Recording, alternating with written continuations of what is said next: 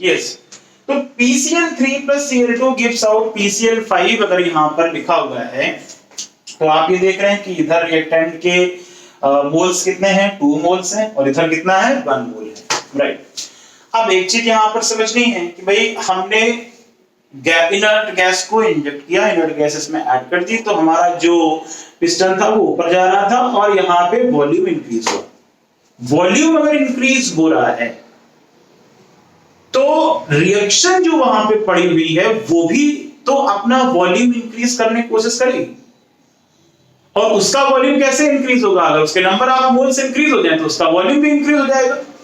Simple सी logic है, simple सा logic है कि अगर उसके नंबर ऑफ मोल्स इंक्रीज हो जाए तो उसके वॉल्यूम भी इंक्रीज हो, क्योंकि भाई उसको नहीं कहते हैं कि हमें तो अब और पैर पसारने के लिए मिल गए, अगर हम पैर भाई जगह और मिल गई तो हम क्या है, आराम से लेट रहे हैं बिल्कुल, तो वही चीज कंडीशन यहां पर हो रही है। तो जैसे ही हमने यहाँ पे पिस्टन ऊपर गया, जैसे ही इनर्ट गैस हमने यहाँ पे ऐड किया तो पिस्टन क्या गया, ऊपर गया। अब पिस्टन ऊपर गया तो इसका मतलब क्या हुआ कि गैस अपना वॉल्यूम इंक्रीज करना चाहेगी। तो अब आप देखो कि यहां पर किस तरफ इक्विलिब्रियम शिफ्ट हो जिससे कि उसके नंबर ऑफ मोल्स इंक्रीज हो जाएं। तो हमें दिख रहा है सामने सामने कि अगर हम बैकवर्ड डायरेक्शन की तरफ इक्विलिब्रियम को ले आए तो ये नंबर ऑफ मोल्स हमारे क्या हो जाएंगे, इंक्रीज हो जाएंगे। तो ये ठीक, ये एक टाइप की रिएक्शन होगी। दूसरे टाइप की रिएक्शन हमने क्या बताई आपको कि अगर मान लेते हैं ऐसा दिया हुआ है कि भाई नंबर ऑफ मोल्स जो प्रोडक्ट के हैं वो इंक्रीज हो रहे हैं, तो अब इक्विलिब्रियम किधर जाएगा, फॉरवर्ड डायरेक्शन की तरफ जाएगा। और सी यानी अगर हम कहते हैं कि कोई ऐसी रिएक्शन है जिसमें कि नंबर ऑफ मोल्स चेंज ही नहीं हो रहे हैं तो फिर वहां पे कोई भी हमें इनर्ट गैस का इफेक्ट वहां पर भी देखने को नहीं मिलेगा, एडिशन ऑफ इनर्ट गैस हमें वहां पर भी देखने को नहीं मिलेगा। तो ये तीनों टाइप की रिएक्शन है एट कांस्टेंट प्रेशर। अगर देखते हैं तो एट कांस्टेंट प्रेशर यानी प्रेशर इसके ऊपर कांस्टेंट रखा, गैस को आपने क्या किया, इंजेक्ट किया, गैस को ऐड किया तो वॉल्यूम इंक्रीज होगा, और वॉल्यूम इंक्रीज होगा तो जो रिएक्शन उसमें पड़ी हुई थी वो भी अपना वॉल्यूम क्या करेगी, इंक्रीज करने की कोशिश करेगी, राइट। अब हम आते हैं एक और इफेक्ट को चेक करने के लिए, एक इफेक्ट हम और देख लेते हैं भाई, ये नोट कर लिया होगा, इतना समझ में आ गया होगा।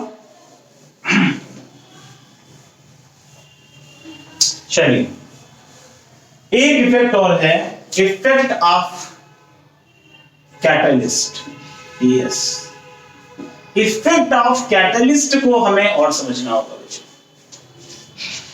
हालांकि कैटलिस्ट जो होता है वो फॉरवर्ड डायरेक्शन और बैकवर्ड दोनों ही रिएक्शंस को इक्वली कैटालाइज करता है, दोनों को, वो फॉरवर्ड हो या बैकवर्ड हो दोनों को इक्वली।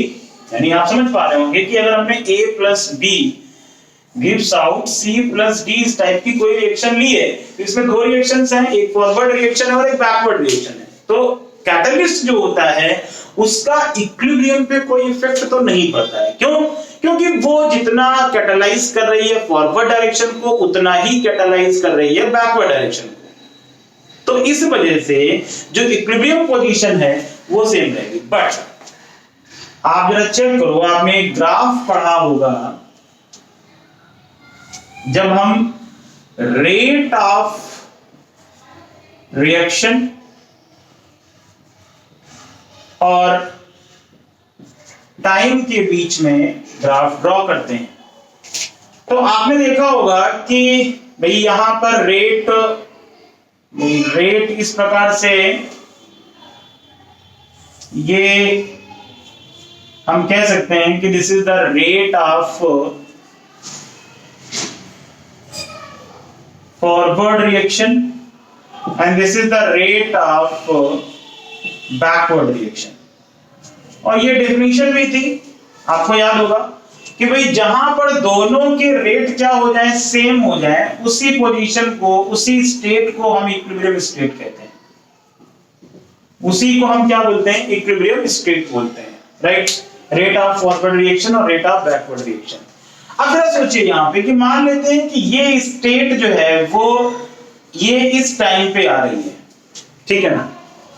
अगर आपने पॉजिटिव कैटलिस्ट लगाया, पॉजिटिव कैटलिस्ट मतलब जो रिएक्शन के रेट को क्या करती है, इंक्रीज कर देती है, उसको हम लोग कहते हैं पॉजिटिव कैटलिस्ट। तो बच्चों क्या होगा कि ये जो हम देख रहे हैं ना कि दोनों के रेट सेम हो गए, वो रेट पहले ही सेम हो जाएंगे, वो रेट क्या होंगे, पहले ही सेम हो जाएंगे इस टाइप से। यानी आप देखेंगे कि अब इस टाइम पे आकर के, पहले यहां पे टाइम था, अब टाइम, यानी अगर आपने पॉजिटिव कैटलिस्ट लगाया, अगर आपने पॉजिटिव कैटलिस्ट लगाया तो जो रेट है फॉरवर्ड का और बैकवर्ड का वो क्या होगा, इंक्रीज होगा। और अगर वो इंक्रीज हो रहा है तो इक्विलिब्रियम स्टेट पहले ही आ जाएगी, इक्विलिब्रियम स्टेट जो आपको थोड़ी देर बाद मिल रही थी वो पहले ही आ जाएगी। और दूसरी बात, अगर आपने नेगेटिव कैटलिस्ट लगा दिया, क्या लगा दिया भाई, नेगेटिव कैटलिस्ट अगर आपने लगा दिया, जो रेट ऑफ रिएक्शन को क्या करेगी, डिक्रीज करेगी, तो आपको जो इक्विलिब्रियम स्टेट होगा वो और देर में मिलेगा।